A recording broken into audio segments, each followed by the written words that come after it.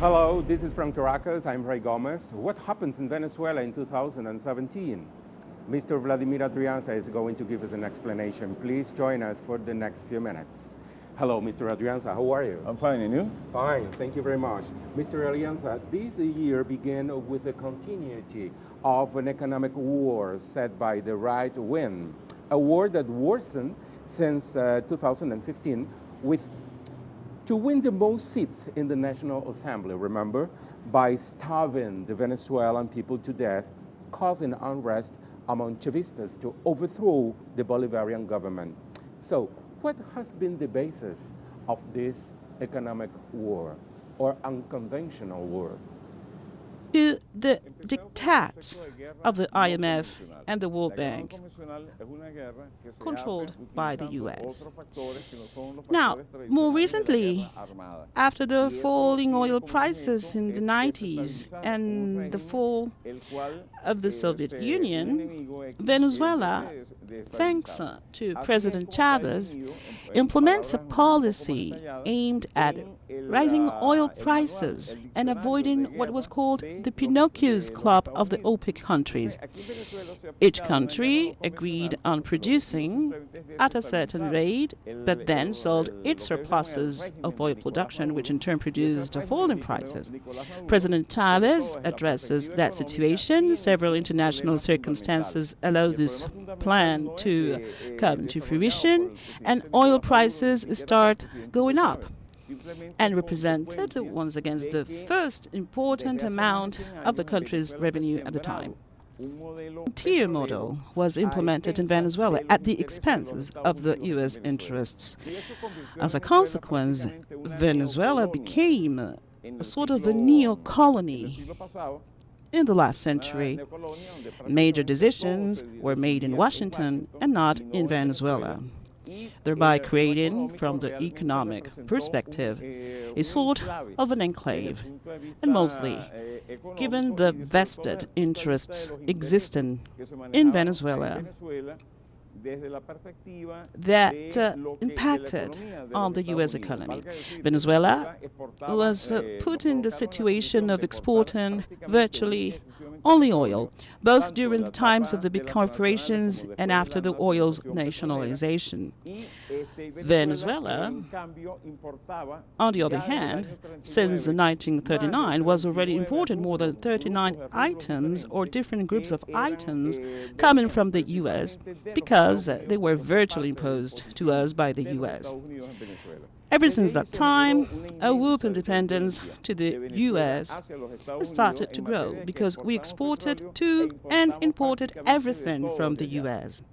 This impacted heavily on Venezuela's economy and led to a decrease in farming, a lack of production of goods and services, and we became heavily dependent on the U.S. Such dependence has been weakening, mostly after the servicing of Latin American external debt.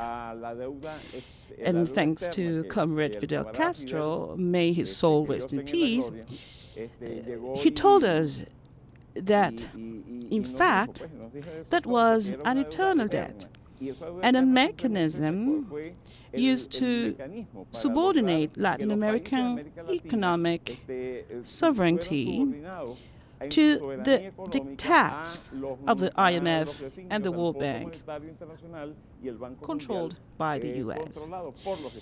Now, more recently, after the falling oil prices in the 90s and the fall of the Soviet Union, Venezuela, thanks to President Chavez, implements a policy aimed at rising oil prices and avoiding what was called the Pinocchio's Club of the OPEC countries. Each country agreed on producing at a certain rate, but then sold its surpluses of oil production, which in turn produced a fall in prices. President Chavez addresses that situation. Several international circumstances allow this plan to come to fruition, and oil prices start going up, and represented once again the first important amount of the country's revenue at the time. What happened when President Chavez passed away? President Chavez's main goal in improving oil prices was to pay the enormous social debt Venezuela had ever since the Fourth Republic. Venezuela was a country extremely rich in petrodollars, and in spite of that, we finished the 90s with almost 70% of poverty. What Chavez simply fought back by producing a rise in oil prices. After that, Venezuela experienced an improvement in all economic indexes. Wealth distribution was fairer, more support was given to health, education, housing, particularly in the case of housing during the last years of President Chavez's tenure. We recovered also the control of the oil belt, which was no longer referred to as the bituminous belt, which was, by the way, the strategy used by the U.S. to conceal the true nature of oil resources. Without any doubt, the U.S., that was heavily dependent on oil imports in the 70s, compelled Barack Obama to pursue Bush policies. Bush had tried to oust President Chavez in 2002, and later in 2003 attacked Iraq and Saddam Hussein to take over their hydrocarbons. He was actually successful, but it did not produce in the U.S. the economic growth they had foreseen. And, well, this was the case because the Federal Reserve started raising the interest rates, and that led to the crisis the U.S. experienced in 2008. Okay, 2017. What happened? Okay. That crisis in the U.S. led to the production of other unconventional sources of oil in the U.S. In this case, Barack Obama was told by the International Energy Agency and other actors of the U.S. energy sector to conduct a mission of awarding concessions and finding new sources of hydrocarbons. They started in Mexico, in the Gulf of Mexico, which resulted in the Big Water or Horizon disaster. And after that, they stopped, and after they contained the huge oil spill, which entailed serious ecological consequences. After that, they set in motion the processes of granting concessions for exploitation of shale oil. This produced an increase in the U.S. oil production, and in 2014, this started pushing international oil prices down. This sharp decrease in oil prices had a very negative effect on countries like Russia, Saudi Arabia, which is also an OPEC country and a U.S. ally, and of course Iran and Venezuela. Back to Venezuela. What happens now?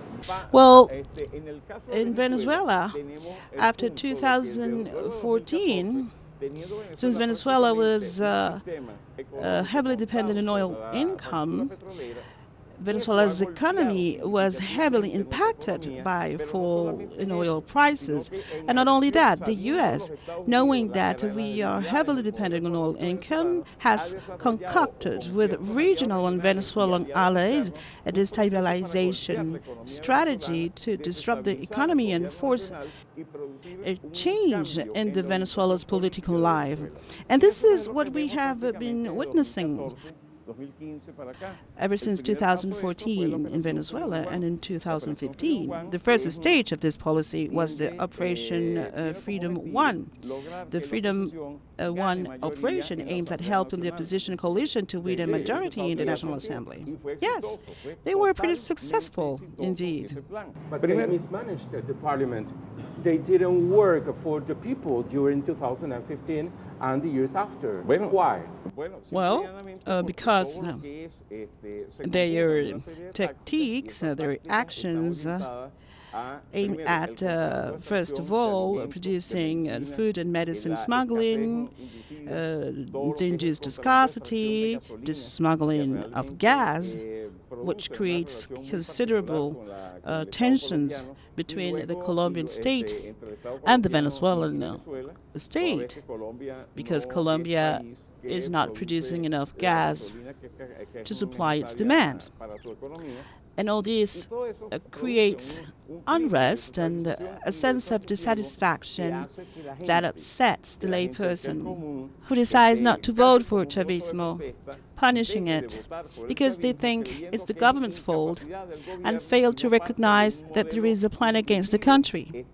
Therefore, Chavismo lost the majority in the National Assembly elections, and from January 2016, the back then representative of the opposition's coalition and president of the National Assembly, Ramos Alup, makes public statements saying that they are going to get rid of Maduro through constitutional ways. And of course, they failed. Why? Why couldn't they hit Mr. Nicolás Maduro, President Nicolás Maduro's government? Well, the main reason for ousting Nicolás Maduro is not the destitution of Nicolás Maduro per se.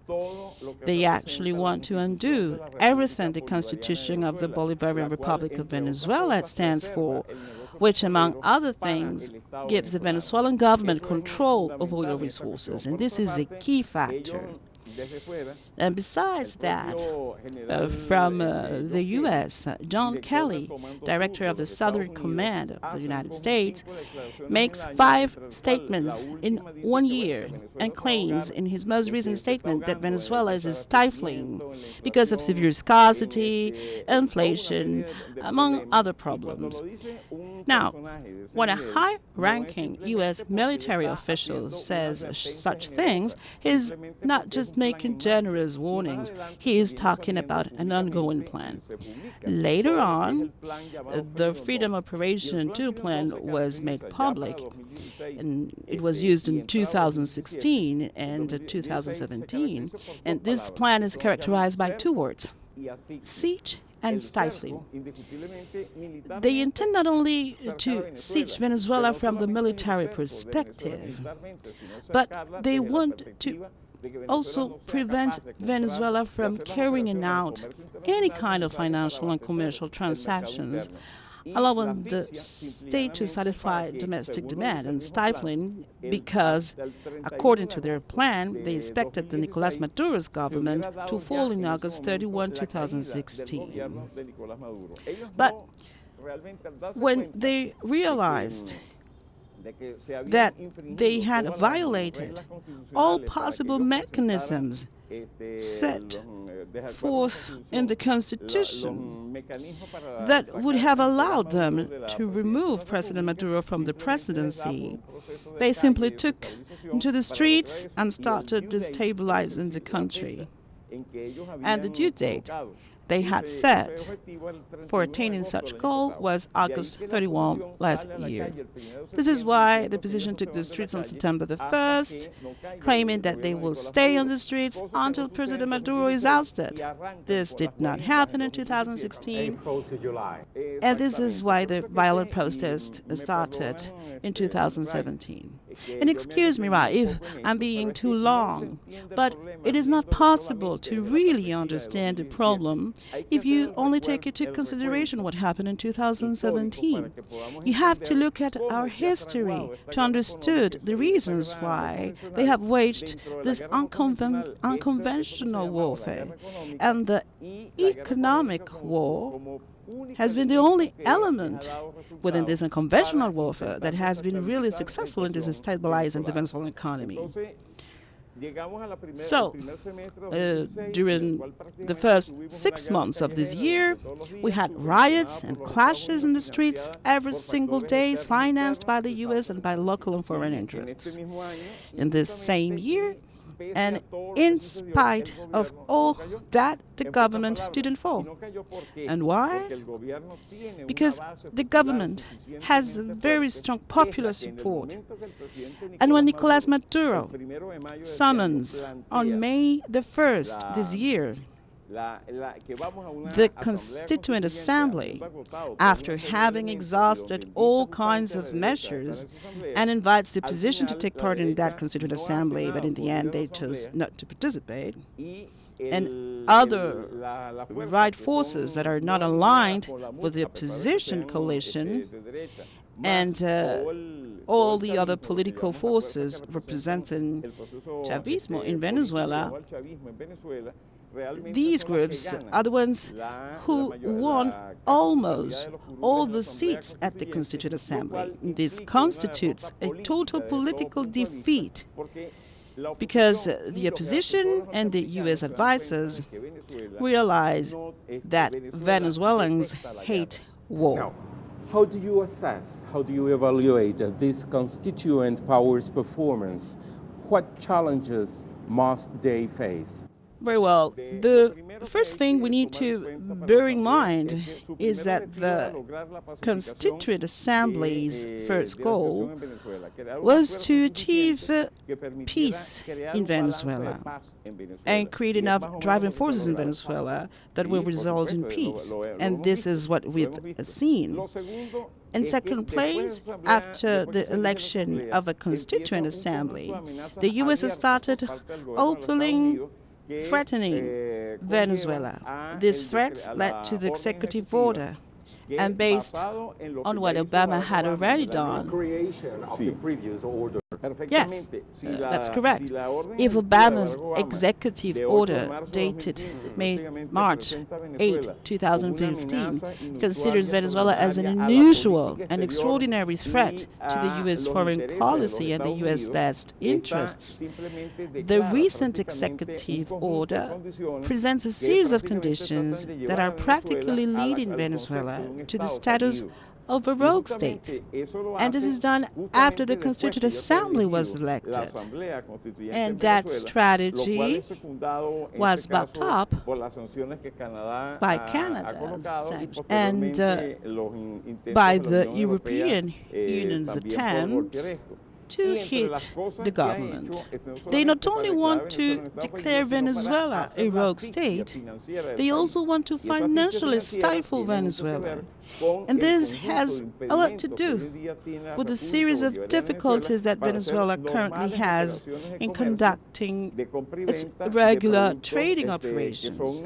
Difficulties to sell or buy products that are needed in the local market that are priced in U.S. dollars.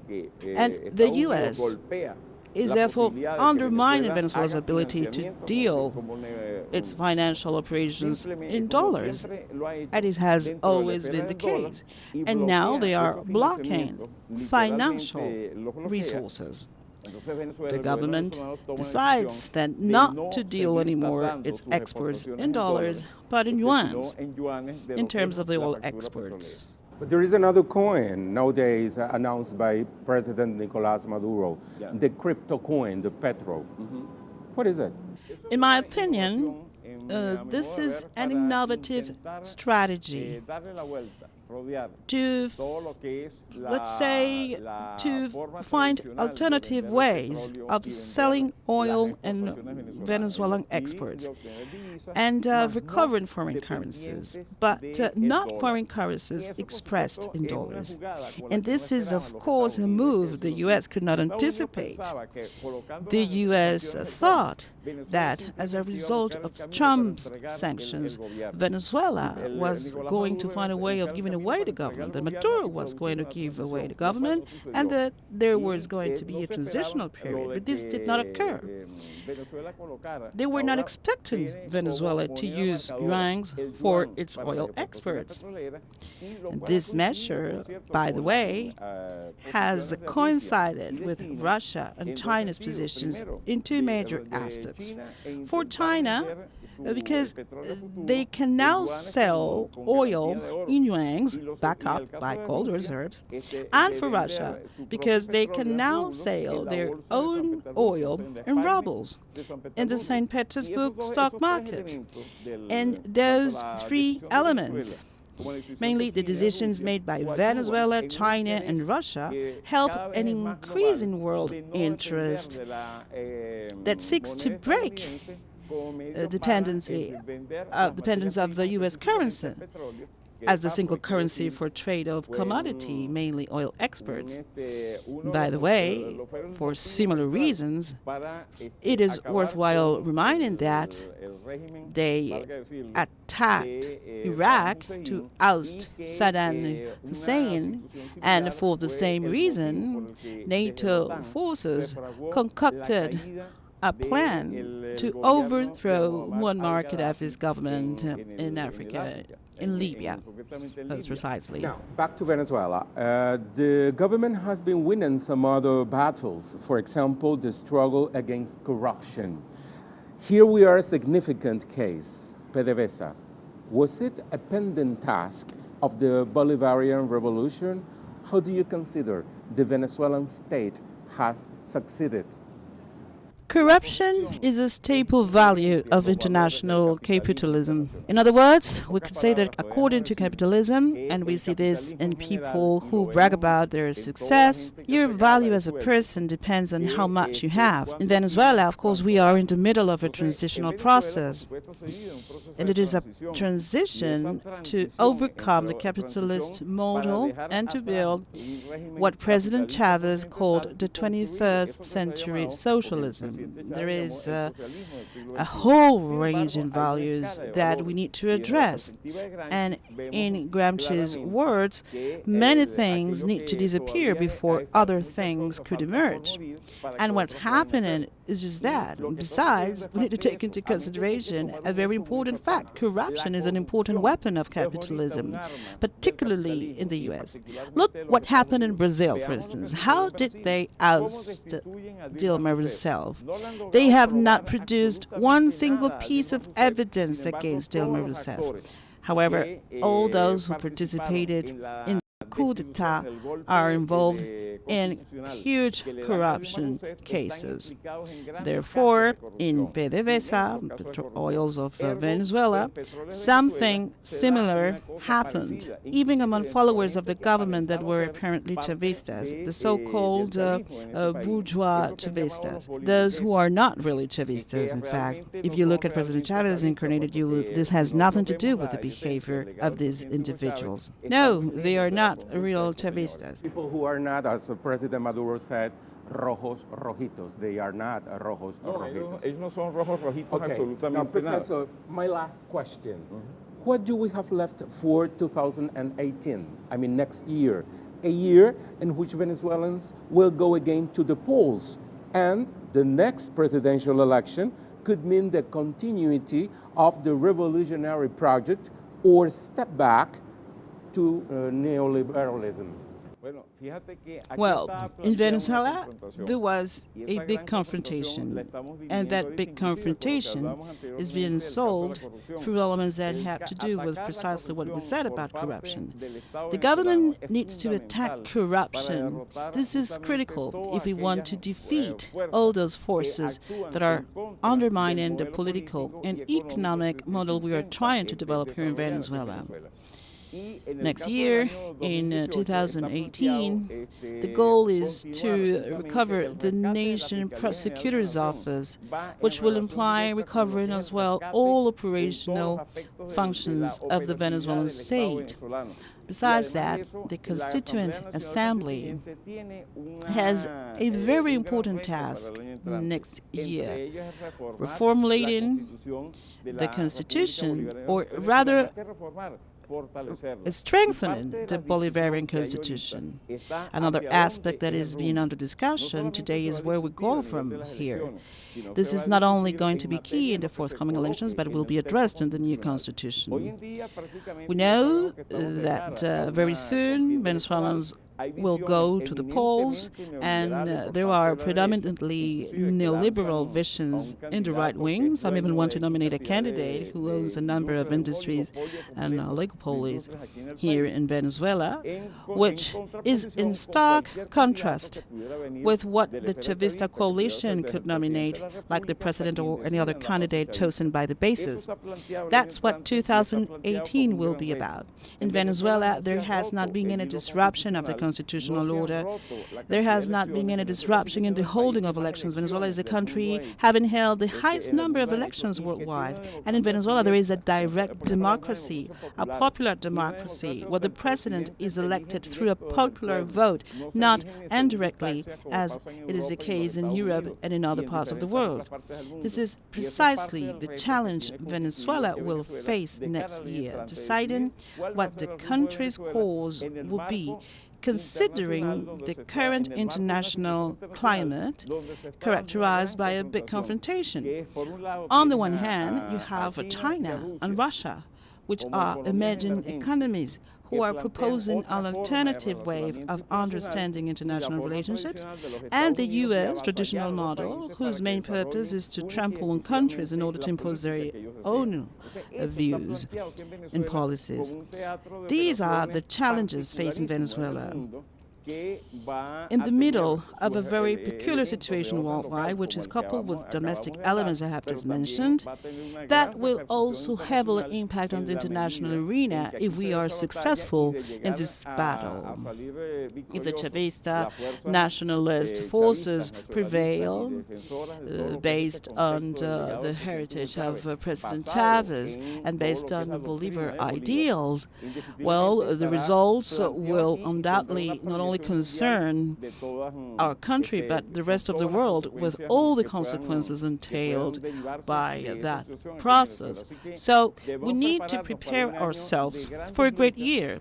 But we also need to be optimistic and understand that beyond the economic negative effects caused by this destabilization in Venezuela, by the manipulation of the national economic model by both foreign and from local forces, we will also achieve great victories, ensuring our country's sovereignty.